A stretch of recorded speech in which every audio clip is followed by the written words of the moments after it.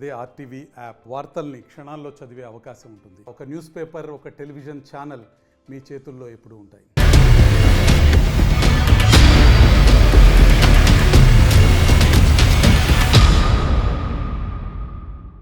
ఆంధ్రప్రదేశ్ రాజకీయాలు మరింత ఇంట్రెస్టింగ్గా మారుతున్నాయి. ముఖ్యంగా ఎన్నికల తేదీ దగ్గర పడుతున్న కొద్దీ మరింత ఆసక్తికరంగా మారుతున్నాయి. ఇటువంటి ఇంట్రెస్టింగ్ టైంలో ఈరోజు మనం మాట్లాడుకోబోతున్నాం ఉమ్మడి పశ్చిమ గోదావరి జిల్లాకు సంబంధించి పాలకొల్లు నియోజకవర్గంలో ఎవరు బరిలోకి దిగుతున్నారు, ఏ పార్టీ నుంచి బరిలోకి దిగుతున్నారు, వాళ్ళ విజయ అవకాశాలు ఏంటి, ఇవన్నీ మాట్లాడుకుందాం. ముందుగా ఏ పార్టీ ఎవరిని బరిలోకి దించిందో చూద్దాం, ఎందుకంటే చాలా ఇంట్రెస్టింగ్. ఎందుకు అంత ఇంట్రెస్టింగ్ ముందు మాట్లాడుకుందాం. ముందుగా ఏ పార్టీ ఎవరిని బరిలోకి దించిందో చూద్దాం. Here it is. వైసీపీ నుంచి బరిలోకి దిగుతున్నారు గుడాల గోపి, అలాగే తెలుగుదేశం పార్టీ నుంచి బరిలోకి దిగుతున్నారు నిమ్మల రామానాయుడు. ఒకసారి వీళ్ళ ప్రొఫైల్స్ చూద్దాం. వైసీపీ నుంచి బరిలోకి దిగుతున్నారు గుడాల గోపి. ఈయన ప్రొఫైల్ కనుక చూస్తే బీసీ శెట్టిబలిజ సామాజిక వర్గానికి చెందిన నేత, ఆక్వా వ్యాపారవేత్త, అలాగే తొలిసారి అసెంబ్లీ ఎన్నికల బరిలో ఉన్నారు గోపి. ఇది ఈయనకు సంబంధించిన షార్ట్ ప్రొఫైల్. ఇక తెలుగుదేశం పార్టీ, జనసేన, అలాగే బీజేపీ కూటమిలో భాగంగా బరిలోకి దిగుతున్నారు తెలుగుదేశం పార్టీ నుంచి నిమ్మల రామానాయుడు. ఈయన ప్రొఫైల్ కనుక చూస్తే కాపు సామాజిక వర్గానికి చెందిన నేత, పిహెచ్డి చేశారు, ఆక్వా రైతు కూడా. 2014లో తెలుగుదేశం పార్టీ నుంచి ఎమ్మెల్యేగా పోటీ చేశారు, గెలిచారు నిమ్మల రామానాయుడు. ఇంకా ఈయన ప్రొఫైల్ చూస్తే 2019లోనూ తెలుగుదేశం పార్టీ నుంచి ఎమ్మెల్యేగా పోటీ చేశారు, గెలిచారు. ఇప్పుడు కనుక గెలిస్తే హ్యాట్రిక్ విజయం అనే మాట అక్కడ మనకి అర్థమవుతోంది. దాంతోపాటు తండ్రి నిమ్మల ధర్మారావు పేరుతో సేవా కార్యక్రమాలు చేస్తున్నారు నిమ్మల రామానాయుడు. ఇది అభ్యర్థులకు సంబంధించిన షార్ట్ ప్రొఫైల్. ఇక నియోజకవర్గానికి సంబంధించి క్లుప్తంగా చూసే ప్రయత్నం చేద్దాం. నరసాపురం లోక్సభ స్థానంలో భాగం పాలకొల్లు నియోజకవర్గం. బీసీ ఓటర్లు ఇక్కడ కీలకమైన మాట వినిపిస్తుంది. పాలకొల్లు, అలాగే యలమంచిలి, పోడూరు మండలాలు ఈ నియోజకవర్గం పరిధిలోకి వస్తాయి, పాలకొల్లు నియోజకవర్గం పరిధిలోకి వస్తాయి. మరి ఇక్కడ సామాజిక వర్గాల పరంగా ఎవరికి ఎంత ఓట్ షేర్ ఉంది, ఎవరికి ఎన్ని ఓట్లు ఉన్నాయనేది చూద్దాం. Here it is. ఇక్కడ బీసీ సామాజిక వర్గానికి సంబంధించి 79,150 ఓట్లు ఉన్నాయనే మాట వినిపిస్తుంది. దాంతోపాటు ఓసీ సామాజిక వర్గానికి 67,770 ఓట్లు ఉన్నాయనే మాట వినిపిస్తోంది. దీంతో పాటు ఎస్సీ సామాజిక వర్గానికి సంబంధించి 41,680 ఓట్లు ఉన్నాయి. ఎస్టీ సామాజిక వర్గానికి 2,665 ఓట్లు ఉన్నాయి ఇక్కడ. అలాగే ముస్లింలకు సంబంధించి, ముస్లిం సామాజిక వర్గానికి సంబంధించి 2,707 ఓట్లు ఉన్నట్టుగా తెలుస్తోంది.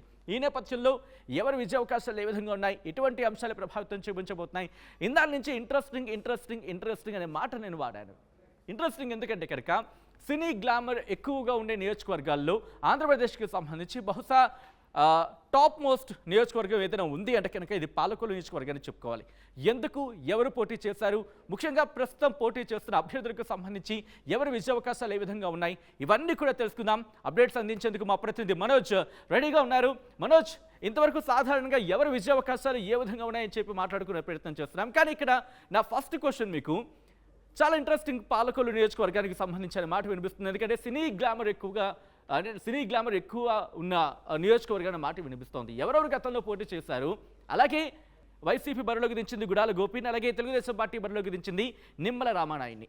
వీళ్ళ విజయ అవకాశాలు అంటే ఎటువంటి అంశాలు అక్కడ ప్రభావితం చూపించబోతున్నాయి మనోజ్? పాలకొల్లు నియోజకవర్గం నరసాపురం పార్లమెంట్ పరిధిలోని ఒక నియోజకవర్గం. నరసాపురం పక్కనే ఉన్న మరొక నియోజకవర్గం ఈ పాలకొల్లు నియోజకవర్గం. గతంలో 2009లో ఇక్కడ ప్రజారాజ్యం నుంచి నేరుగా మెగాస్టార్ చిరంజీవి పోటీ చేశారు. కాంగ్రెస్ అభ్యర్థి బంగారు ఉషారాణిపై ఓటమి చెందారు. అనంతరం ఇక్కడ ఈ పాలకొల్లు నియోజకవర్గాన్ని చూసుకుంటే అల్లు అరవింద్, అనంతరం అల్లు రామలింగ, ఈ కుటుంబాలకి దాదాపు ఇక్కడ దగ్గరగా ఉన్న నియోజకవర్గ ప్రాంతం కూడా ఇది. ఇదంతా కూడా మెగా ఫ్యామిలీకి సంబంధించి పాలకొల్లు నియోజకవర్గం అంటే ఒక అభిమానం ఉన్న ప్రాంతం అని కూడా చెప్పొచ్చు. ఇక్కడ 2014లో టీడీపీ నుంచి నిమ్మల రామానాయుడు పోటీ చేశారు, ఎన్డీఏ కూటమి నుంచి. అనంతరం కూడా ఇక్కడ వైసీపీ నుంచి మేకా శేష్ బాబు, అనంతరం ఇండిపెండెంట్ అభ్యర్థిగా డాక్టర్ బాబ్జీ కూడా ఇక్కడ పోటీ చేసిన పరిస్థితి. ఆ ఎన్నికల్లో ఎన్డీఏ కూటమి ఉంది కాబట్టి దాదాపు ఓట్లన్నీ కూడా నిమ్మల రామానాయుడికి విజయ అవకాశం ఉంది. 2014లో మొదటిసారిగా ఎమ్మెల్యే అభ్యర్థిగా పాలకొల్లు నుంచి నిమ్మల రామానాయుడు పోటీ చేసి గెలుపొందారు. అనంతరం 2014 నుంచి 19 కూడా పాలకొల్లు నియోజకవర్గంలో అనేక సేవా కార్యక్రమాలు చేశారు.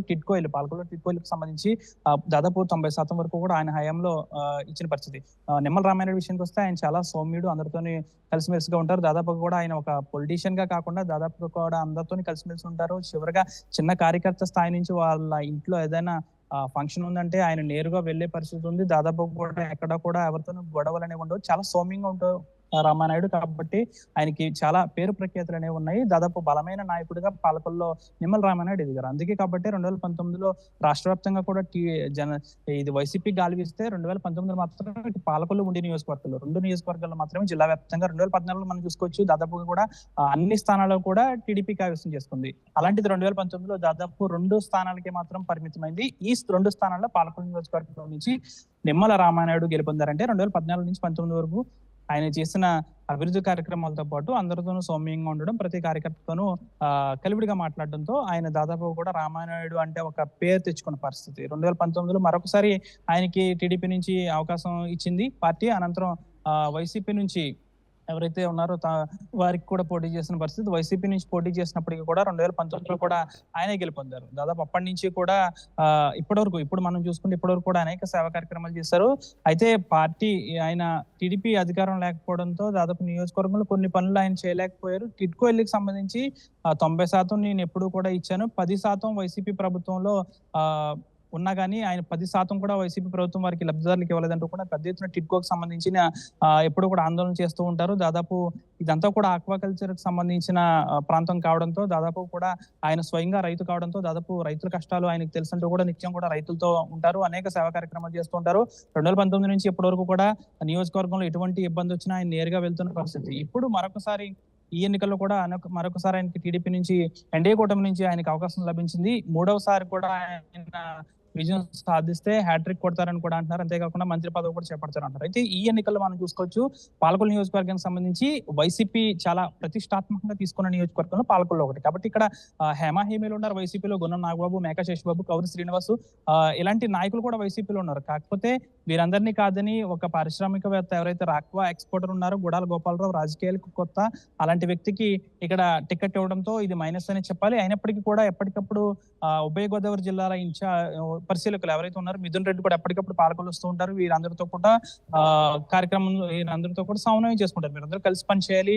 టీడీపీలో కూడా లేరు ఎంతమంది నాయకులు, మన వైసీపీలో ఉన్నారు, మీరందరూ కూడా కలిసికట్టుగా పనిచేస్తే పాలకొల్లు నియోజకవర్గంలో మన జెండా ఎగరవేయచ్చు అంటూ కూడా చెప్తుంటారు. అయినప్పటికీ కూడా పాలకొల్లు నియోజకవర్గ వైసీపీలో వీరందరికీ సమన్వయం లేకపోవడంతో దాదాపు కూడా ఎవరు కూడా పెద్ద ఇంట్రెస్ట్ చూపిన పరిస్థితి. కాబట్టి గుడాల గోపాలరావు అనే వ్యక్తికి టికెట్ ఇక్కడ ఇవ్వడంతో కాస్త మైనస్ అని చెప్పాలి. అయినప్పటికీ కూడా గుడాల గోపాలరావు రాజకీయాలకు కొత్త అయినప్పటికీ కూడా ఆయన ప్రచారాన్ని జోరుగా కొనసాగిస్తున్నారు. దాదాపు కూడా ఫ్యామిలీ మెంబర్స్ తో పాటు అందరూ కూడా ప్రజల్లోకి వెళ్తున్నారు. ఈసారి అలాగే నేను గెలుపొందుతానంటూ కూడా గుడాల గోపాలరావు చెప్తున్నారు. ఇటు నిమ్మల రామానాయుడు కూడా అదే చెప్తున్నారు. దాదాపు నేను 2 టర్మ్స్ పనిచేస్తాను, నా అభివృద్ధి మీరు చూస్తారు, నాకు 3వసారి కూడా అవకాశం ఇస్తే నేను మరింత ప్రజలకు సేవ చేసుకుంటాను, కాబట్టి నాకు ఈసారి కూడా అవకాశం ఇవ్వాలంటూ కూడా నిమ్మల రామానాయుడు చెప్తున్నారు. ఈ రోజు నిమ్మల రామానాయుడు కూడా నామినేషన్ వేసిన పరిస్థితి కూడా మనం చూడొచ్చు. దాదాపు కూడా పాలకొల్లు నియోజకవర్గాన్ని చూసుకుంటే నిమ్మల రామానాయుడికి విజయ అవకాశాలు ఎక్కువగా ఉన్నట్టు కూడా చెప్పొచ్చు సచిన్. ఎందుకంటే ఇక్కడ నియోజకవర్గంలో టికెట్ ఇచ్చిన గుడాల గోపాలరావు రాజకీయాలకు కొత్త కాబట్టి ఇక్కడ వైసీపీ ప్రభావం అంతగా లేదని చెప్పాలి.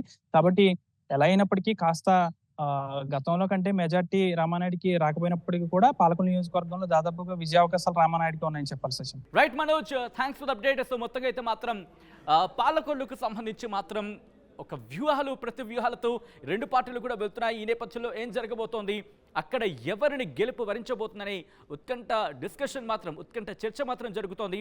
ఈ నేపథ్యంలో ఏం జరగబోతోంది, ప్రజలు ఎవరిని తమ ఎమ్మెల్యేగా అసెంబ్లీకి పంపించబోతున్నారు అనేది, పంపించాలి అనుకుంటున్నారనేది మే 13న తేలుతుంది. అట్ ద సేమ్ టైం ఆ వ్యక్తి ఎవరు అనేది జూన్ 4న ఫలితాలను చూద్దాం.